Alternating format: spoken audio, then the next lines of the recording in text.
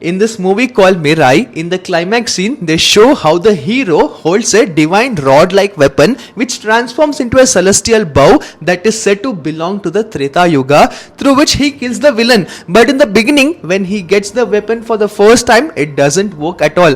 And that's where in the movie, Agastya Muni explains hero how the weapon only gets activated whenever intention is pure. And that's when the hero works on his pure intention to protect dharma, through which the weapon gets activated to help him fight. But the main question is this concept really mentioned in our scriptures? Well, let's find out. So firstly, in Hinduism, divine weapons whichever gods used weren't any mechanical tools, but they were living energies that only gets activated through a certain mantra. And in Sanskrit, this was called Astra Vidya, which is the ability of activating cosmic weapons, where each weapon could only be activated when our mind, mantra and our intention is perfectly aligned. That's when even the rishis said that energy obeys consciousness and not your ego. For example, let's consider your consciousness is the remote control, the mantra is the signal and the weapon is the receiver. So if your intention is not pure or steady, the signal doesn't match and the weapon simply won't respond.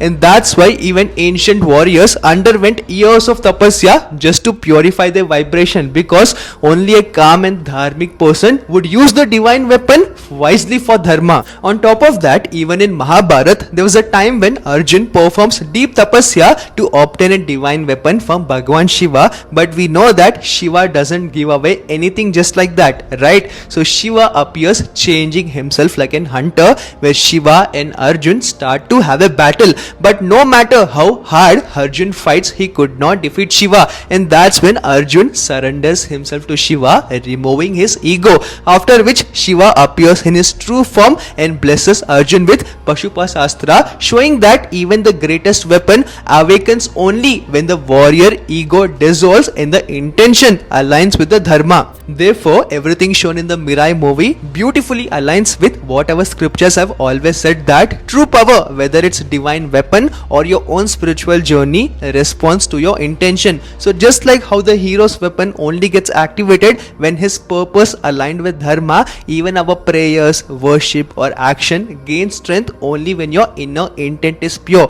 You can chant all the mantras, donate or meditate for hours, but if your heart isn't pure and your intention isn't right, the universe simply doesn't respond. So think about it. Om Namah Shivaya.